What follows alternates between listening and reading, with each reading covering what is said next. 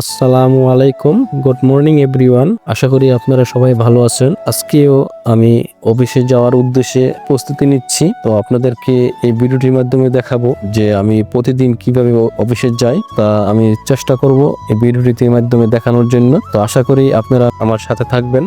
এটি আমার বাসা থেকে বের হয়েছি এবং সামনেই গাউসিয়া যাওয়ার মেন রোড। এখানে আমি রিক্সার জন্য অপেক্ষা করছিলাম আর খুবই দ্রুত একটি রিক্সা পেয়ে গেলাম। এখন রিক্সায় উঠেছি অফিসে যাওয়ার জন্য। আমার বাসা থেকে অফিসে যেতে সময় লাগে মাত্র 10 মিনিট। আমার অফিসের কর্মঘণ্টা শুরু হয় সকাল 8 ঘটিকা থেকে। আমাদের আশেপাশে আরো অনেক আরএমজি ফ্যাক্টরি রয়েছে, তাই সকাল 8টায় প্রায় সব ফ্যাক্টরি কার্যক্রম শুরু হয়। এই কারণে কাশপুর থেকে সিলেটগামী রুটে প্রতিদিন প্রচুর ভিড় ও যানজট তৈরি হয়। জ্যাম এড়ানোর জন্য আমি প্রতিদিন গ্রামের ভেতর দিয়ে বিকল্প রাস্তায় অফিসে যাই। গ্রামের সকালের পরিবেশ সত্যিই মনোমুগ্ধকর, শান্ত, নিরিবিলি আর প্রকৃতির সৌন্দর্যে ভরপুর। এই পরিবেশ আমার কাছে ভীষণ ভালো লাগে।